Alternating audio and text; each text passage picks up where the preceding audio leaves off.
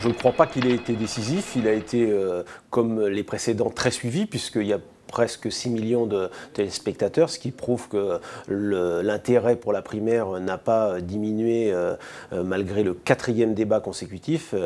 On peut parler plutôt d'un statu quo. Martine Aubry a probablement mieux démarré le débat et François Hollande l'a mieux fini.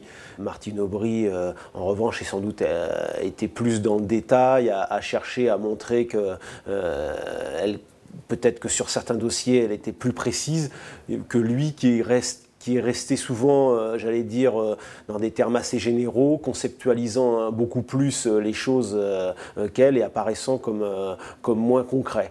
On a vu surtout 2 candidats qui sont restés positionnés sur, j'allais dire, comme des sociodémocrates et qui, au fond, et c'est peut-être la surprise, n'ont pas fait autant de signaux en direction d'Arnaud Montebourg. On a finalement assez peu entendu parler de démondialisation.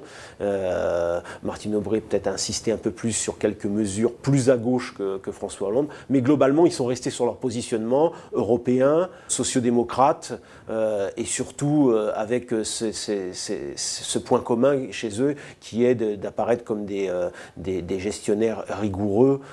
Tous les deux ont fait assaut de propositions pour promettre qu'ils lutteraient efficacement contre les déficits publics. Martine Aubry, effectivement, était beaucoup plus offensive. D'abord, premièrement, elle est deuxième.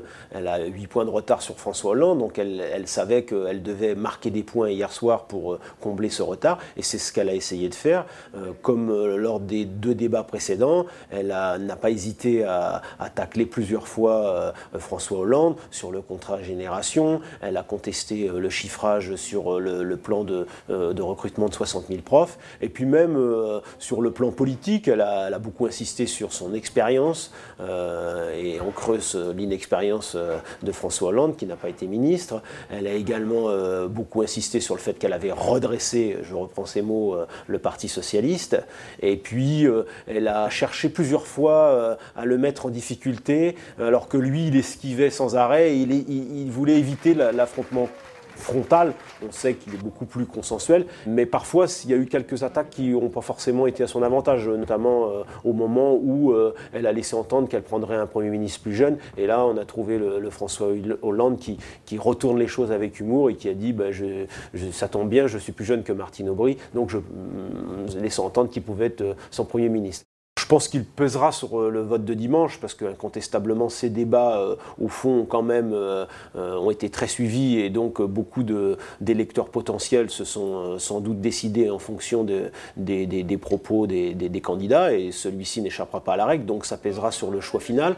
Est-ce que ce débat sera suffisant pour Martine Aubry pour combler les 8 points de retard qu'elle a? La dynamique semble un peu dans son camp, même si depuis hier, le ralliement surprise et sans ambiguïté de Ségolène Royal à François Hollande a sans doute rebattu les cartes, peut-être un petit peu en faveur de François Hollande. Le débat n'aura pas été décisif et n'aura peut-être pas été suffisant pour Martine Aubry, elle sait que sa victoire serait sur le fil, alors que François Hollande a sans doute évité hier soir j'allais dire le gros accident qui lui aurait fait perdre toute chance. Ça risque d'être serré, mais c'est vrai qu'il y a un petit avantage arithmétique à François Hollande qu'il a sans doute conservé hier soir. J'ai beaucoup d'amis, tous les jours davantage, et ça va continuer. Le choix d'Arnaud Montebourg, s'il y a choix, parce qu'il peut aussi décider de dire que le compte n'y est pas dans les lettres qu'il a demandées aux 2 candidats, sera quand même assez important. C'est le 3e, il a fait un très beau score, 17%, donc sa parole va compter, va peser, et c'est vrai que s'il appelait à voter pour Martine Aubry, ça donnerait une dynamique à la candidature de la maire de Lille. Inversement, si il donnait un coup de pouce à François Hollande, ça renforcerait les chances arithmétiques du député de Corrèze. Maintenant, les consignes de vote, dans un scrutin aussi inédit, on ne sait pas ce que ça pèse, ils ne sont pas forcément suivis des faits, il y a la tactique des leaders, et puis il y a le choix souverain des électeurs de gauche et du Parti socialiste qui au final détiennent la clé et la décision du nom du futur candidat à la présidentielle.